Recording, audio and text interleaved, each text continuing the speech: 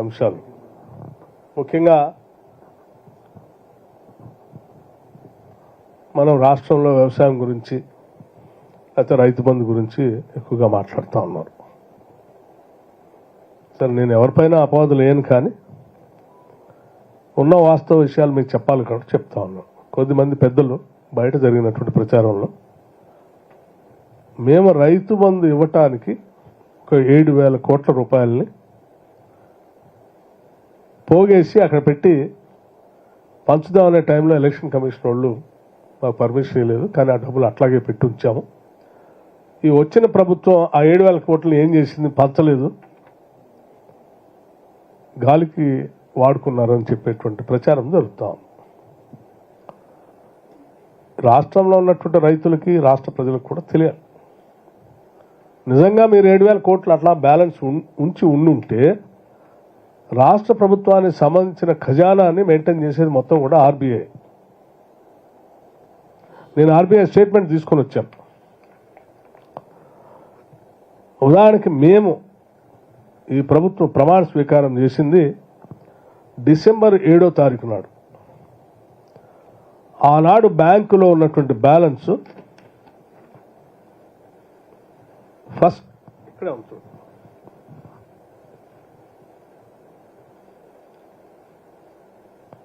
ఆనాడు బ్యాంకులో ఉన్న బ్యాలెన్స్ -3,960 కోట్ల రూపాయలు. బ్యాంకులో మీరు ఉంచినటువంటి 7,000 కోట్లను మిగతా ఖజానా కాకుండా లేకుండా మైనస్లో 3,960 కోట్లలో మీరు మాకు ఈ రాష్ట్రాన్ని అప్పచెప్పారు. మరి మీరు చెప్పినట్టు ఆ 7,000 కోట్లు మీరు తిన్నారా?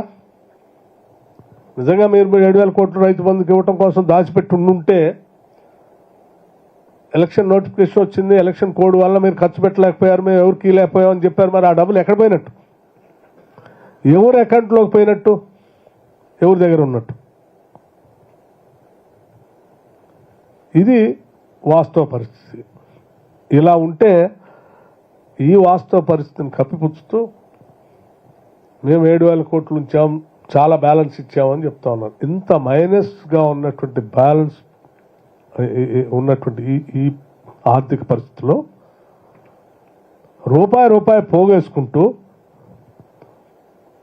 ఈ రాష్ట్రంలో ఉన్నటువంటి ఉద్యోగస్తులకి అందరికీ జీతాలు ఇవ్వాలి, జీతాలతో పాటు పెన్షన్లు ఇవ్వాలి, వీటితో పాటు ఆసరా పెన్షన్లు ఇవ్వాలి, అట్లాగే మిగతా స్కీమ్స్ అన్నిటికీ డబ్బులు సమకూర్చాలి. మేము ఇచ్చినటువంటి 6 గ్యారంటీలకు సంబంధించిన వాటిలో బస్సులు ఫ్రీ బస్ రైడ్కి డబ్బులు సమకూర్చాలి, 200 యూనిట్లు ఉచితంగా ఇచ్చేటువంటి కరెంటుకి డబ్బులు సమకూర్చాలి, గ్యాస్ సిలిండర్లకు డబ్బు సమకూర్చాలి. మీరు గతంలో పెండింగ్ పెట్టిపోయినటువంటి బిల్లులు, సరే కాంట్రాక్టుల బిల్లుల గురించి మరొకసారి మాట్లాడతా, అవి కాకుండానే మధ్యాహ్న భోజనం పెట్టేటువంటి ప్రభుత్వ పాఠశాలలో పెట్టేటువంటి పిల్లలకు పెట్టే బిల్లులు కూడా నెలల తరబడి పెండింగ్ పెట్టిపోయారు. ఆశా వర్కర్లకు డబ్బులు ఇవ్వలే, అంగన్వాడీ వర్కర్లకు డబ్బులు ఇవ్వలే, మీరు ప్రభుత్వ పాఠశాలలో ఊడ్చేటువంటి స్వీపర్స్కి డబ్బులు ఇవ్వలే, మీరు గ్రామ పంచాయతీలో పనిచేసే స్వీపర్స్కి డబ్బులు ఇవ్వలే.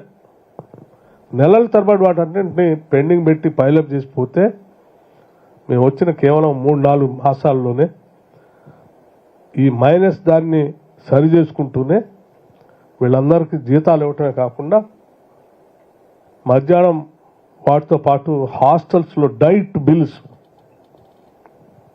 కొన్ని నెలల తరబడి డైట్ బిల్స్లు ఇవ్వలే మీరు. సోషల్ వెల్ఫేర్ హాస్టల్స్లో కానీ, బీసీ వెల్ఫేర్ హాస్టల్స్లో కానీ, రెసిడెన్షియల్ స్కూల్స్లో కానీ, మైనారిటీ రెసిడెన్షియల్ స్కూల్స్లో కానీ వీటికి ఇవ్వలేదు.